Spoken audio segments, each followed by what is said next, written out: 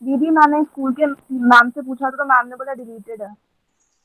Deleted है? त्रिशा हाँ आगे दीदी, वाला भी पता है आपको? डिलीट है पर एक्चुअल नहीं पता कौन सा डिलीट पार्ट्स है। देखो मेरे पास एक पीडीएफ आई है 12th वाले बच्चों की तरफ से, उसमें लिखे हैं क्या डिलीटेड है क्या नहीं। तो उसमें भी लिखा तो था कि ये डिलीटेड है। आगे वाला पता है आपको कि वो डिलीट है या नहीं? जो नेक्स्ट टॉपिक है अपना मल्टीनेशनल कॉपरेशन के आगे। दीदी मैं एक बार नहीं देख के नहीं पता बताता हूँ। नहीं है। देखो पार्थ, अब देखो। त्रिशा आप क्या बोल रहे हो?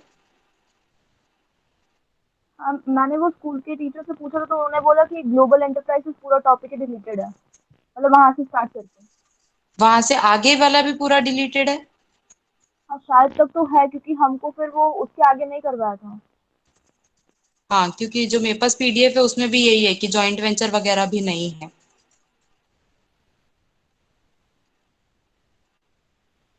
और जो सीबीएसई की वेबसाइट पे आ रहा है उसमें आ रहा है कि ये है कोर्स में। दो हाँ मिनट उसमें नहीं बताया। उसमें नहीं बता रहा है एक्चुअली। 2 मिनट वेट करो, मैं रीचेक करती हूँ फिर अपन स्टार्ट करेंगे।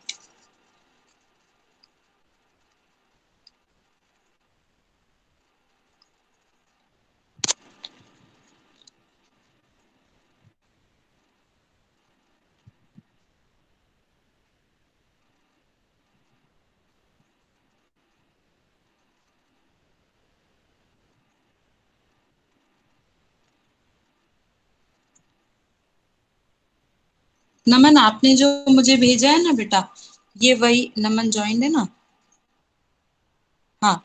नमन आपने जो मुझे भेजा ना ये वही है जिसका स्क्रीनशॉट मैंने कल आपको भेजा था ग्रुप में। मैंने भी इसी में से देखा था। मैं आप लोगों को एक और पीडीएफ एक लिंक भेजती हूँ, आप लोग वो देखो एक बार ग्रुप में। दीदी मेरे को मिला है। भेजो।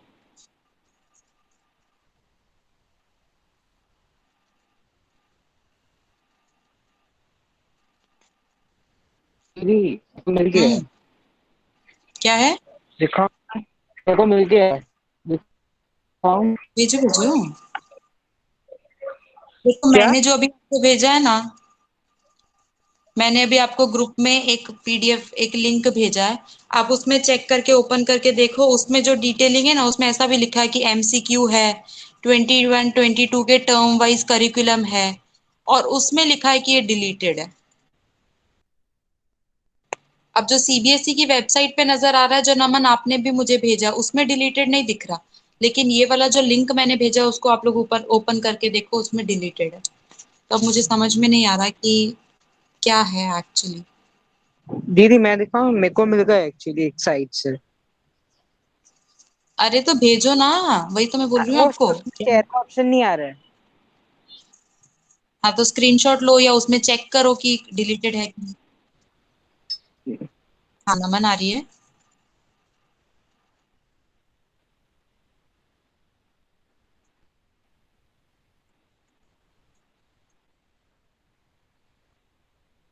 और जो मैंने अभी आपको ग्रुप में भेजा वो करेक्ट है ना?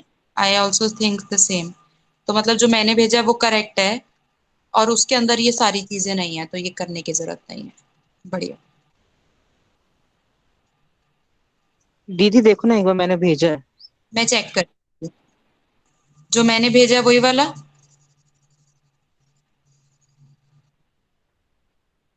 ठीक है, बढ़िया हो गया। तो इसमें दीदी उस साइट पे ऐसा भी है कि आपको जो जो सिलेबस रिसोर्सेज आएंगे वो भी है उसमें पीडीएफ। जो मैंने लिंक भेजा है ना वही वाला भेज रहे हो पार्थ आप, आई गेस वही वाला लिंक करेक्ट है। We can trust that. इसका मतलब है कि इस चैप्टर के अंदर आप लोगों को सिर्फ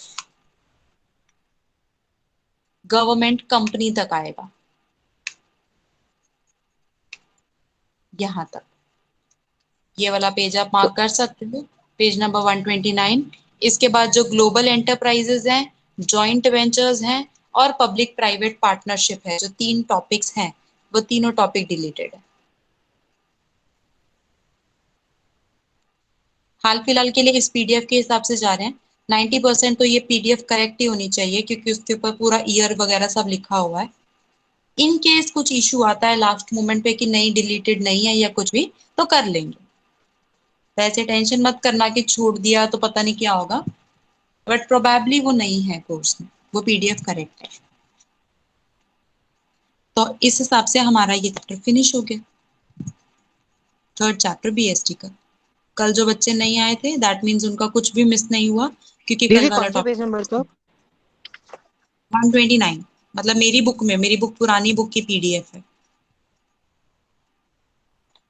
इको कर गवर्नमेंट लेते। कंपनी से पहले तक ना? गवर्नमेंट कंपनी तक, गवर्नमेंट कंपनी आएगा। अरे किधर गया? अरे यार। माइक ऑन है बेटा, माइक ऑन है। ठीक है, इको करते हैं फिर हम स्टार्ट आज। आप लोगों के वो टेस्ट पेपर्स चेक करने बाकी हैं, I know. I am trying कि किसी तरीके से मैं कर दूं, मुझे टाइम नहीं मिल पा रहा है, वो मैं करके देती हूँ, और दूसरा टेस्ट भी हम जल्दी अरेंज करके लर्न करेंगे।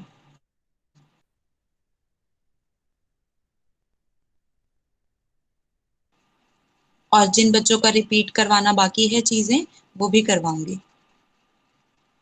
सब अब टाइम से पहले हो जाएगा, आपके एग्जाम से पहले हो जाएगा, टेंशन लेना मत किसी चीज की। लास्ट अपन ने फोर्थ चैप्टर किया था, जिसके अंदर इंडिफरेंस कर्व था, बजट लाइन था, और उससे रिलेटेड इंटरसेक्शन पॉइंट्स थे।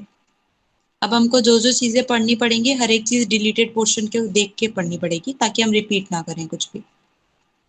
अब हमारा आता है चैप्टर नंबर 5। ये जो चैप्टर 5 है, लॉ ऑफ डिमांड या थियोरी ऑफ डिमांड, ये माइक्रो इकोनॉमिक्स का एक तरीके से बेस है। ये लॉ ऑफ डिमांड हाल फिलहाल आप क्लास 11 में तो कर ही रहे हो, ये आपको बीकॉम में भी आएगा, और अगर आप एमबीए करते हो तो मोस्टली एमबीए में भी शायद एक और चैप्टर होता है। तो एमबीए ना भी करो तो भी बीकॉम, तो अगर BCom BBA whatever you will do for your bachelors degree, उसमें ये टॉपिक रिपीट होता है। तो अभी अच्छे से समझेंगे तो कॉलेज में भी काम आएगा। और दूसरी चीज इस चैप्टर को समझने की इम्पोर्टेंट ये है, इस चैप्टर का एकदम जेरोक्स चैप्टर एक और आएगा। The name will be theory of supply. मतलब टॉपिक के टॉपिक, पेज पेज का पेज एकदम छापो छाप होगा।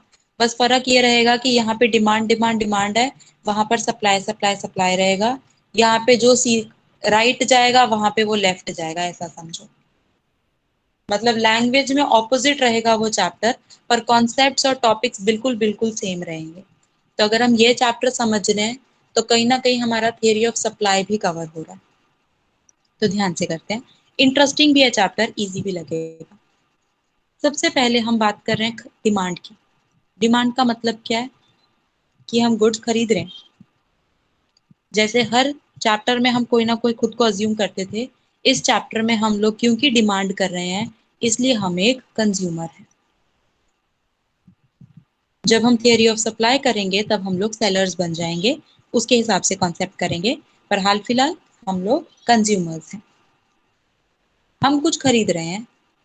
ये पूरी कहानी करने की तो जरूरत नहीं है, ये एलईडी टीवी की। इतना करते हैं, डिमांड होता क्या है? सीधी सादी भाषा में तो खरीदना होता है, कि हमको प्रोडक्ट खरीदना है। लेकिन यहाँ पर उससे थोड़ी से दो तीन कीवर्ड्स और हैं। तीन कीवर्ड्स हैं। Demand for a commodity. Commodity word का मतलब होता है गुड, कोई भी चीज। गुड मतलब अच्छा नहीं, गुड मतलब गुड्स, कोई भी चीज। Demand for a commodity is the first keyword.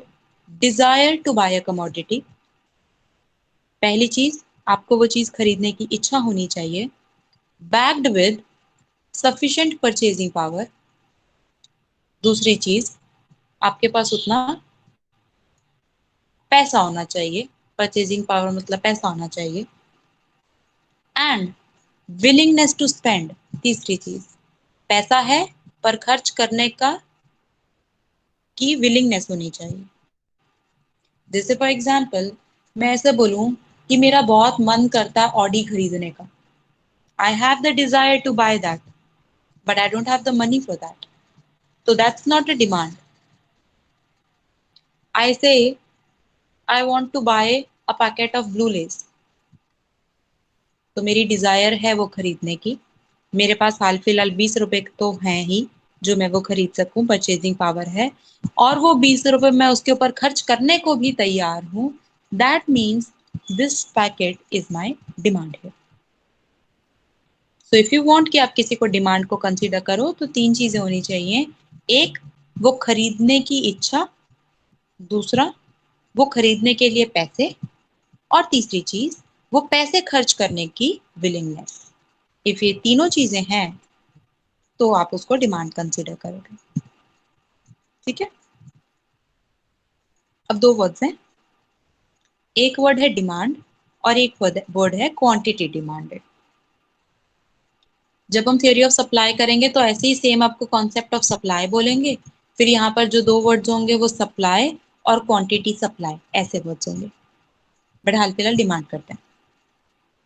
Box में दोनों चीजें दे रखी है, सीधा बॉक्स करेंगे क्योंकि ये 1 1 मार्क के क्वेश्चंस हैं. इन सिर्फ मीनिंग होता तो ये सही रहता. Demand. Demand refers to different, ये कीवर्ड है, different possible quantities of a commodity that a consumer is ready to buy at different possible prices of that commodity. मतलब यहाँ पर कोई स्पेसिफिक नहीं मैं बोल रही कि 10 रुपए में कितना खरीदेंगे, 5 रुपए में कितना खरीदेंगे, ऐसा नहीं. इट्स अ जनरल स्टेटमेंट कि अलग अलग प्राइजेस पे, डिफरेंट डिफरेंट प्राइजेस पे कस्टमर कितनी डिफरेंट डिफरेंट क्वांटिटीज खरीदता है. That is demand. And quantity demanded is specific, कि एक स्पेसिफिक प्राइस पे कितनी स्पेसिफिक क्वांटिटी वो कस्टमर खरीदता है. सो डिमांड और क्वांटिटी डिमांडेड में एक एक कीवर्ड का डिफरेंस है. डिमांड के अंदर कोई पर्टिकुलर प्राइस नहीं है, रैंडम पॉसिबल प्राइजेस पे रैंडम पॉसिबल क्वांटिटीज हैं. और क्वांटिटी डिमांडेड के अंदर स्पेसिफिक प्राइस पे स्पेसिफिक क्वांटिटी. ठीक है. क्या सीखा अभी तक हमने? अभी तक हमने पहले नॉर्मल मीनिंग डिमांड का सीखा कि भाई डिमांड में 3 चीजें होनी चाहिए.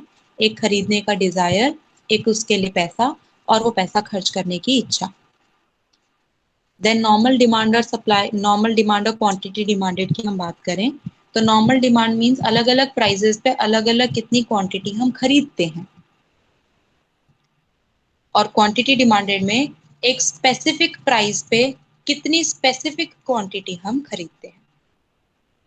होपिंग कितना क्लियर.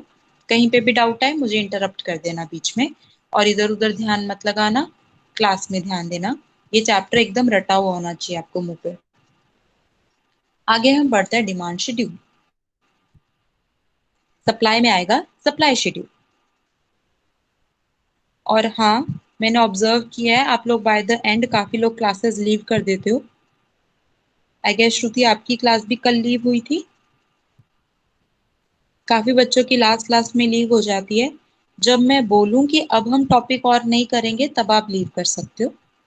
या आप लोग बहुत थक गए हो पढ़ पढ़ के और आपको ऐसा लगता है कि बस अब आज जल्दी छुट्टी चाहिए, तो आप मैसेज करके हम क्लास वाइंड अप कर सकते हैं. बट एंड में ऐसा मत किया करो कि बस ठीक है अब लाल बटन दबाया खत्म क्लास, आज नहीं और पढ़ना. ऐसा मत किया करो. डिस्कस किया करो. समझने के लिए हम हैं, समझाने के लिए मैं हूं. नेक्स्ट हमारा टॉपिक है डिमांड शेड्यूल. जब हम सप्लाई चैप्टर करेंगे तो क्या आएगा यहाँ पे? Supply schedule. शेड्यूल का मतलब हम काफी बार समझ चुके हैं पहले के चैप्टर्स में. टेबल. 2 तरीके के शेड्यूल्स बनते हैं. एक होता है इंडिविजुअल डिमांड शेड्यूल और एक होता है market demand schedule. Individual demand schedule का मतलब है कि एक ही कंज्यूमर है और वो कैसे खरीदता है प्रोडक्ट, कैसे डिमांड करता है प्रोडक्ट. वो कितने कंज्यूमर्स की हम यहाँ पे बात कर रहे हैं? इंडिविजुअल कंज्यूमर की. जैसे ये टेबल पूरे चैप्टर में बहुत बार आएगा. जब हम लॉ ऑफ डिमांड या ये चैप्टर पढ़ रहे हैं तो हमको टेबल में 2 चीजें बनानी है. एक हमको हमारा प्राइस बनाना है और एक हमको हमारी क्वांटिटी बनानी है। टेबल में ये दो ही चीजें आएंगी यहाँ पे कोई मार्जिनल नहीं आएगा, कोई टोटल नहीं आएगा, कुछ नहीं। यहाँ पे प्राइस ऑफ गुड है और हम उस प्राइस पे कितना सामान खरीदते हैं। अब आप एक सिंपल कॉन्सेप्ट सा मुझे बता दो, मैं आपको पूछूंगी अभी, आप कमेंट में लिखना। अगर किसी प्रोडक्ट का प्राइस बढ़ जाता है, प्राइस ऑफ गुड एक्स बढ़ जाता है, राइज होता है, तो हम उस प्रोडक्ट को, क्वांटिटी डिमांडेड है ये ऑफ गुड एक्स, ज्यादा खरीदते हैं फिर कि कम खरीदते हैं एज अ कंज्यूमर? बताओ। कम। ये तो सिंपल बात है। महंगा हो गया तो भाई हमारी जेब से ज्यादा पैसा जाएगा, हम नहीं ज्यादा पैसा देना चाहते, हम कम खरीदते हैं। दूसरी चीज, डिस्काउंट लगा होता है बाजार में, डिस्काउंट का मतलब सस्ते प्राइस पे, प्राइस कम पे मिल रहा है, तो फिर हम क्या करते हैं, कैसा बिहेवियर होता है हमारा? हम ज्यादा खरीदते हैं कि कम? ज्यादा। पूरे चैप्टर का ये बेस है, जो मुझे लगता है सिंपल बेसिक नॉलेज है। महंगा होने पे कम खरीदते हैं, सस्ता होने पे ज्यादा खरीदते हैं। This is the whole chapter only. अलग अलग टॉपिक्स में आएगा, समझेंगे। तो यहाँ पर इन्होंने क्या किया, इनका थोड़ा सा लिखने का तरीका गलत है। पहले डिमांड का शेड्यूल बताया है और फिर ये जो कॉन्सेप्ट है ये लास्ट बाद में समझाएंगे, लॉ ऑफ डिमांड। तो ये चीज रिपीट होगी पूरी बाद में। अभी समझते हैं। प्रोडक्ट का प्राइस पहले 1 था, ये रुपीज है, तब हम उसकी 4 क्वांटिटी खरीदा करते थे। प्रोडक्ट का प्राइस 1 रुपए से बढ़ गया, कितने से भी आप बढ़ा सकते हो, आपकी मर्जी है।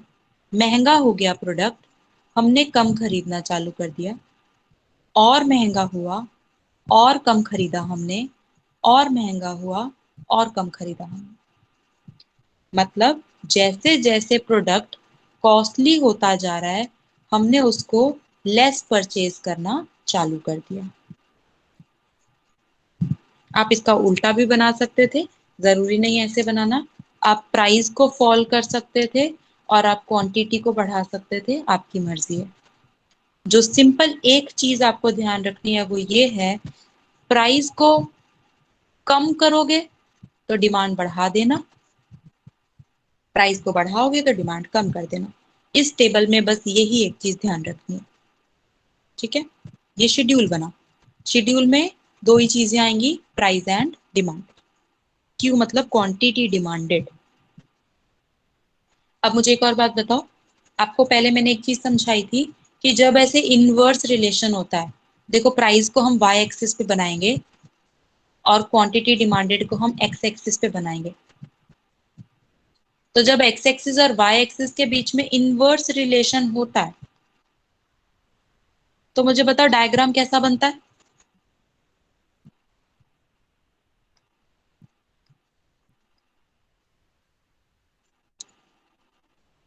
बताओ। स्लोप मतलब उसका स्लोप डाउनवर्ड कैसा स्लोप। होता है? Downward slope. जब कभी भी आपकी दोनों एक्सिस के बीच में ऑपोजिट रिलेशन होता है, तो आपका कर्व हमेशा नीचे की तरफ आता है। अब वो आपका पीपीसी हो, शायद ये पीपीसी कट हो गया सिलेबस में से, अगर वो पीडीएफ करेक्ट है तो। अगर वो आपका कॉन्वेक्स, ये इंडिफरेंस कर्व हो, चाहे वो आपकी बजट लाइन हो, कोई भी हो, अगर एक्स एक्सिस और वाई एक्सिस के बीच में इनवर्स रिलेशन होता है, मतलब ऑपोजिट रिलेशन होता है, तो आपका कर्व हमेशा नीचे की तरफ जाएगा।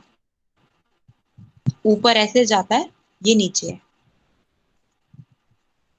और ये ना कॉन्वेक्स होता ना कॉनकेव होता, वो कॉन्वेक्स कॉनकेव वाली कहानी वहां पे पिछले चैप्टर्स में खत्म हो गई।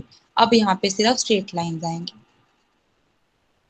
तो ये इसका शेड्यूल है, मैं मार्क करके बताती हूँ कैसे बनाइए। यहाँ पे क्वांटिटी, यहाँ पे प्राइस। जब प्राइस 1 रुपी था तो 4 क्वांटिटी बाय करते थे हम, मतलब यहाँ पे। जब प्राइस 2 रुपए हुआ तो 3 क्वांटिटी बाय करना चालू कर दिया। जब प्राइस 3 रुपए हुआ तो दो दो क्वांटिटी बाय करना चालू कर दिया। ये वाला टेबल बोल रही हूँ मैं। और जब प्राइस 4 रुपए हुआ तो एक क्वांटिटी हमने बाय करना चालू किया।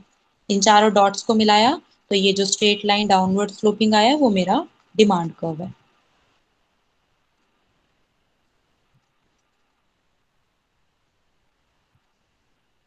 कितना समझ आ रहा है? सब रिपीट करूंगी वापस वापस से भी, पर हम अभी क्या दीदी, कर रहे हैं। हाँ जी। क्वांटिटी डिमांड के बदले सिर्फ डिमांड का शेड्यूल बनता तो फिर क्वांटिटी कम नहीं होगी ना? मतलब वो एक्चुअली यहाँ पर ऐसा ही है, अपन तो यहाँ पर प्राइस बता ही रहे हैं ना स्पेसिफिक। तो जब अपन स्पेसिफिक प्राइस बता रहे हैं उसके ऊपर स्पेसिफिक क्वांटिटी बता रहे हैं तो वो सिर्फ डिमांड नहीं है, वो क्वांटिटी डिमांडेड ही है। क्योंकि डिमांड तो एक रैंडम नंबर है, कोई भी डिफरेंट पॉसिबल कॉम्बिनेशन। पर जब आप वो पॉसिबल कॉम्बिनेशन को स्पेसिफाई कर रहे हो 5 4 3 से, तो फिर वो क्वांटिटी डिमांडेड में शिफ्ट हो जाता है। समझे कृतिका? हाँ। हम्म। तो ये हमारा हुआ इंडिविजुअल डिमांड कर्व। अपन दो तरीके के डिमांड कर्व कह दिया, सॉरी, शेड्यूल। दो तरीके के शेड्यूल सीख रहे हैं। एक इंडिविजुअल, जहां पर कितने से कंज्यूमर्स हैं, एक ही कंज्यूमर है। ये मार्केट का प्राइस था और ये वो कंज्यूमर कैसे उस पर रिएक्ट करता है वो था, एक अकेला कंज्यूमर। अब हम सीखते हैं मार्केट डिमांड। उसके नाम से ही पता चल रहा है कि वो पूरी मार्केट को कवर कर रहा है। इसका मतलब ये सारे कंज्यूमर्स को ध्यान में रख रहा है, सिर्फ एक कंज्यूमर को नहीं। कि सपोज पार्थ इतने प्राइस पे कैसे रिएक्ट करता है, या नमन इतने प्राइस पे कैसे रिएक्ट करता है, या कुलदीप इतने प्राइस पे कैसे रिएक्ट करता है। एक कंज्यूमर का नहीं अब हम देख रहे हैं, टोटल देख रहे हैं कि हम सब मिलके कैसे रिएक्ट करते हैं। इसमें जो बात ध्यान देने की है वो ये है कि प्राइस तो आपके मेरे सबके लिए सेम ही रहता है ना। मार्केट में अगर 1 रुपया चल रहा है तो सबके लिए 1 रुपया चल रहा है, 2 रुपये चल रहा है तो सबके लिए वही, सेम विथ 3 and 4। तो प्राइजेस का कॉलम तो एक ही बनेगा। अब मार्केट में तो हजारों कंज्यूमर्स हैं, आप भी हो, मैं भी हूँ, ऐसे हजार लोग और हैं, लाखों लोग और हैं। तो आपकी डिमांड शेड्यूल, फिर मेरा, फिर सबका, इतने सारों का बना बना के टोटल कैसे करेंगे, यहाँ पर तो पॉसिबल नहीं है। तो हम ऐसा रैंडम एग्जाम्पल के तौर पे कंज्यूम कह रही हूँ, अज्यूम कर रहे हैं कि मार्केट में 2 कंज्यूमर्स हैं। 3 भी ले सकते हो, 4 भी ले सकते हो, 10 भी ले सकते हो। पर हम सिर्फ कॉन्सेप्ट समझा रहे हैं कि मार्केट डिमांड शेड्यूल क्या होता है। तो मार्केट का मतलब होता है जहाँ पे सारे कंज्यूमर्स की डिमांड हम देखते हैं। तो लेट्स कंसीडर कि हमारे पास, on the assumption that there are only 2 consumers। इस assumption का रीजन यही है कि बुक में सारे तो दिखा नहीं सकते। तो हम एक कंज्यूमर ए की डिमांड के बारे में बताते हैं कि वो कैसे रिएक्ट करता है प्राइस के बढ़ने पे, और एक हम कंज्यूमर बी के रिएक्शन के बारे में बताते हैं कि प्राइस पे वो कैसे रिएक्ट करता है। हर कोई अलग रिएक्ट करता है ना। कोई 20% ऑफ को बहुत ज्यादा समझ के ज्यादा ही बाय करने लग जाता है, किसी को वो कम लगता है। ह्यूमन बींग्स है, अपनी अपनी मर्जी चलती है। तो पहला शेड्यूल, ये जो टेबल है, ये ए कंज्यूमर का है, दूसरा वाला बी कंज्यूमर का है। फिर क्योंकि हमको मार्केट निकालना है तो हम इन दोनों को प्लस कर देंगे। कॉन्सेप्ट तो सेम ही रहेगा। पहले प्राइस 1 रुपया था, अब कंज्यूमर ए की मर्जी थी, वो 4 क्वांटिटी खरीदता था पहले 1 रुपए पे, उसको वैसा पसंद आता था। बी कंज्यूमर 5 क्वांटिटी खरीदता था, उससे कोई फर्क नहीं पड़ता कि वो कितनी खरीद रहा है। बात हम जो बता रहे हैं वो ये है कि जब प्रोडक्ट का प्राइस बढ़ गया, 1 रुपए से 2 रुपए हो गया, प्राइस बढ़ा। यहाँ पे ये नहीं देखना कि 1 2 रुपए से क्या फर्क पड़ता है वाला लॉजिक, यहाँ पर हम कॉन्सेप्ट समझ रहे हैं। तो जब प्राइस 1 रुपए से 2 रुपए हो गया, महंगा तो सबके लिए हुआ, तो इस बंदे ने अपने 4 क्वांटिटी को 3 में कन्वर्ट कर दिया कि भाई मैं कम खरीदूंगा आज से। और ये वाला क्योंकि पहले 5 खरीदता था तो उसने अपने हिसाब से अब 4 कर दिया। खुद के कंपैरिजन में उन्होंने कम खरीदना चालू कर दिया। सिमिलरली जब प्राइस और बढ़ा, उन्होंने और कम किया। जब प्राइस और बढ़ा तो उन्होंने और कम किया। ये इंडिविजुअल कंज्यूमर्स के रिएक्शन थे। जब हम इन दोनों को प्लस कर देते हैं तो हमारे पास टोटल मार्केट का रिएक्शन आ जाता है।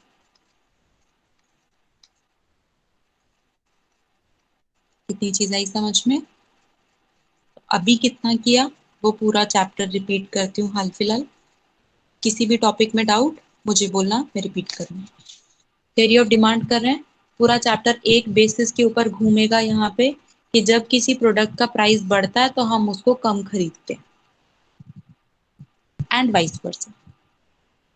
तो वो शुरू करने के लिए पहले हमको ये बताया कि डिमांड होता क्या है। डिमांड के 3 चीजें जरूरी है। एक हमको वो चीज खरीदने की इच्छा, दूसरी चीज हमें उसके खरीदने की परचेजिंग पावर, और तीसरी चीज वो पैसा हमारे पास है पर हमको उसको खर्च भी करने की डिजायर होनी चाहिए। दूसरी चीज, 2 वर्ड्स हैं, डिमांड और क्वांटिटी डिमांडेड। डिमांड में कुछ स्पेसिफिक नहीं है, वो एक जनरल स्टेटमेंट है कि भाई कुछ पर्टिकुलर प्राइजेस पे कुछ पर्टिकुलर क्वांटिटीज हम डिमांड करते हैं। अब वो कुछ क्या है वो हम नंबर नहीं बता रहे, वो रैंडम है। क्वांटिटी डिमांडेड रादर थोड़ी सी स्पेसिफिक डेफिनेशन है कि सपोज 5 रुपए पे 10 क्वांटिटी खरीदते हैं तो प्राइस भी स्पेसिफिक है, क्वांटिटी भी स्पेसिफिक है। तो डिमांड और क्वांटिटी डिमांडेड आया। फिर आता है डिमांड शेड्यूल। शेड्यूल मतलब टेबल। फिर इसके बाद आएगा डिमांड कर्व। मैम हाँ उत्कर्ष। मैम क्वांटिटी डिमांड आप वापस से समझा सकते हो? हाँ बिल्कुल। क्वांटिटी डिमांडेड का मतलब होता है, देखो यहाँ पर चैप्टर में चल तो यही रहा है कि प्राइस और डिमांड के बीच में रिलेशन, कि कितने प्राइस पे आप कितना सामान खरीदते हो। जब आप नॉर्मल डिमांड की बात करते हो तो आप एक नंबर नहीं बताते हो कि 10 रुपए पे 50 रुपए पे, ऐसा कुछ नहीं। डिफरेंट पॉसिबल प्राइजेस पे डिफरेंट पॉसिबल क्वांटिटीज आप डिमांड करते हो। लेकिन जब हम क्वांटिटी डिमांडेड सेकंड वाले की बात करते हैं तब हम एक स्पेसिफिक क्वांटिटी बताते हैं, नंबर, और एक स्पेसिफिक प्राइस बताते हैं। जैसे ये टेबल, आपने स्पेसिफिक बताया कि 1 रुपया का प्रोडक्ट है और आपने स्पेसिफिक बताया कि वो कंज्यूमर 4 क्वांटिटी खरीदता है। स्पेसिफिक मतलब नंबर बताना कि 1 पे 4 क्वांटिटी, 2 रुपए पे 3 क्वांटिटी, 3 रुपए पे वो 2 क्वांटिटी और 4 रुपए पे वो एक ही क्वांटिटी खरीदता है। तो ये जो क्वांटिटीज हैं वो क्वांटिटी डिमांडेड है, क्योंकि आप यहाँ पे एक नंबर स्पेसिफिक बता रहे हो। उत्कर्ष क्लियर हुआ? हाँ मैम। तो ये डिमांड वाला हुआ, क्वांटिटी डिमांडेड हुआ। इसके बाद हमारे पास आया शेड्यूल, डिमांड शेड्यूल। 2 शेड्यूल्स आएंगे, इंडिविजुअल के और मार्केट के। नाम से ही पता चल रहा है जो उसका मीनिंग है। इंडिविजुअल का मतलब होता है एक कंज्यूमर के बारे में बताएंगे, और मार्केट का मतलब होता है सब कंज्यूमर्स के बारे में बताएंगे। तो अगर आप ये डेफिनेशन को कंपेयर भी करो, देखते हुए पेज पे आती है कि नहीं,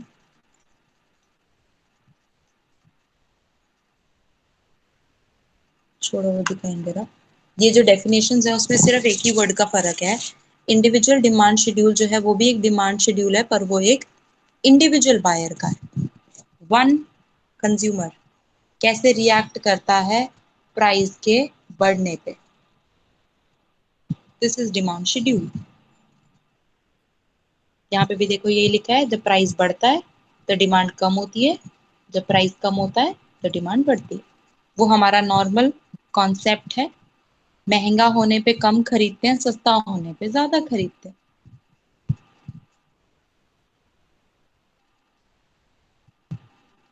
दूसरी चीज, मार्केट डिमांड शेड्यूल। यहाँ पर हमको पूरी मार्केट के बारे में बताना है कि कुछ पर्टिकुलर प्राइजेस पे सब कस्टमर्स कैसे रिएक्ट करते हैं। तो प्राइस तो एक ही कॉलम बनेगा क्योंकि सब लोगों के लिए सेम प्राइस होता है, लेकिन कस्टमर्स अलग अलग हैं, कंज्यूमर्स अलग अलग हैं ना। बिकॉज हम बुक में कॉन्सेप्ट पढ़ रहे हैं और हमारे लिए ज्यादा कंज्यूमर्स बनाना पॉसिबल नहीं होता, इसलिए हम यहाँ पर अज्यूम कर रहे हैं कि हमारी पूरी मार्केट में 2 ही लोग हैं। एक लोग अज्यूम नहीं करना, फिर वो आप कॉन्सेप्ट नहीं समझा पाओगे। किसी किसी बुक में 2 होता है, किसी किसी बुक में 3 होते हैं। तो शायद अगर आप सरस्वती फॉलो करते हो तो उसके अंदर शायद 3 लोग दिखाए होंगे और यहाँ पर बीके में 2 दिखाते हैं, आपकी मर्जी है। सो हमने अज्यूम किया कि हमारी बुक में 2 लोग हैं, कंज्यूमर ए और कंज्यूमर बी। दोनों का रिएक्शन यही रहेगा कि प्राइस के बढ़ने पे दोनों क्वांटिटी कम खरीदेंगे, पर हर पर्सन अपने हिसाब से कम ज्यादा करता है और फिर इनको टोटल करना है और वो हमारा आ जाएगा मार्केट का।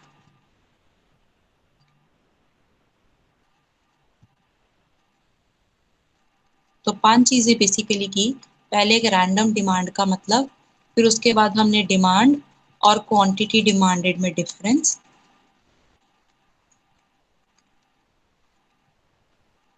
फिर उसके बाद हमने इंडिविजुअल डिमांड शेड्यूल और मार्केट डिमांड शेड्यूल।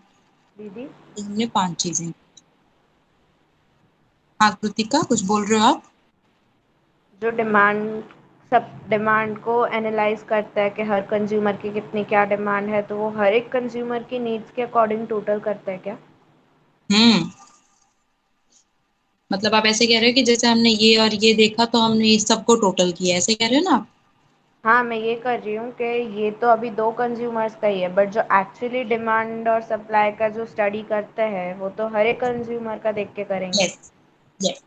तभी तो अभी जो हम ये चैप्टर पढ़ेंगे वो हम इंडिविजुअल के हिसाब से पढ़ेंगे, क्योंकि अभी हम माइक्रो इकोनॉमिक्स पढ़ रहे हैं, जहां पर if you remember first chapter में हम इंडिविजुअल्स के बारे में पढ़ते हैं। जो ये मार्केट डिमांड का कॉन्सेप्ट है, ये है मैक्रो इकोनॉमिक्स का कॉन्सेप्ट, जिसमें आप टोटल पूरी कंट्री के बारे में पढ़ते हो। एंड यू नो हमारी कंट्री में 130 करोड़ प्लस लोग हैं, इसलिए वो मैक्रो इकोनॉमिक्स में आता है। एंड यस, हर किसी की डिमांड टोटल होती है, जिसको हम रफली डिमांड तो नहीं पर जीडीपी के कंपैरिजन में ले लेते हैं कि टोटल कितना प्रोडक्शन कर रहा है एक प्रोड्यूसर मार्केट में, उसी हिसाब से सामने वाला खरीद रहा होगा। तो ग्रॉस डोमेस्टिक प्रोडक्ट जो होता है वो इसी का रफ आइडिया होता है। सो एक्चुअली जो ये मार्केट डिमांड वाला कॉन्सेप्ट है वो मैक्रो इकोनॉमिक्स का कॉन्सेप्ट है। हाल फिलहाल सिर्फ 2 कंज्यूमर्स के हिसाब से समझा रहे हैं, बट ये नेक्स्ट ईयर है। और ये जो इंडिविजुअल डिमांड का कॉन्सेप्ट है वो माइक्रो इकोनॉमिक्स का कॉन्सेप्ट है। देखो अगेन वैसे ही हुआ, 3 लोगों ने क्लास लीव कर दी। श्रेया गई। कुलदीप आप क्लास में हो बेटा? दीदी लोग सब लेफ्ट कर गए। मैं नीचे खड़ा हूँ। आप नीचे खड़े हो और वो दोनों? श्रुति के मम्मी का फोन है इसलिए कट हो गया शायद से। और यशु? वो ऊपर है। नहीं, वो भी नीचे चले गए पार्थ के साथ। पार्थ गया है, हाँ तीसरा बंदा पार्थ ही मिस हुआ है। कुलदीप देखो तो आपको आसपास दिख रहे हैं ये तीनों जने? पार्थ दिख रहा है, यशवी नहीं दिख रही। तो नीचे उतरे हैं। पार्थ कर क्या रहा है? अरे मतलब अभी नीचे सीढ़ियाँ वो उतर दोनों रहा है। यश और हाँ दोनों नीचे सीढ़ी उतर रहे हैं। क्लास लीव करके सीढ़ी उतर रहे हैं, बाद में उतर लेते हैं 10 मिनट। ठीक है चलो मैं बात करती हूँ। कुलदीप यशवी दिख रही है? हाँ, क्या कर रही है वो भी सीढ़ी वो भी उतर रही है? सीढ़ी उतर रही है। वो भी सीढ़ी कर बातें करते हुए। ये देखना पड़ेगा इनका मुझे।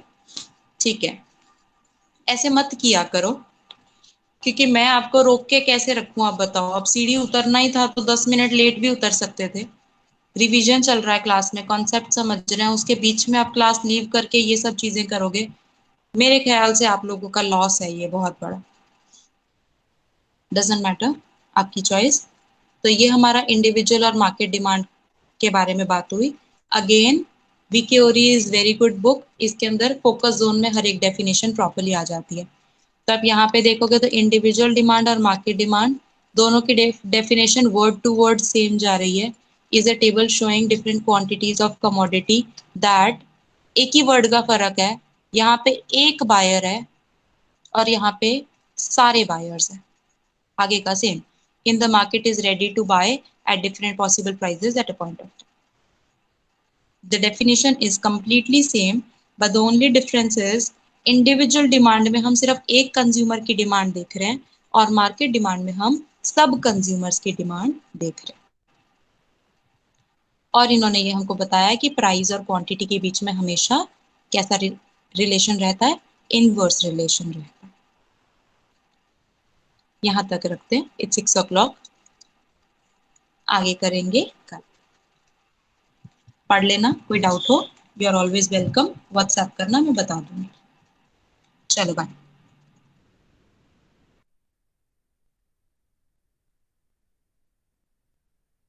दीदी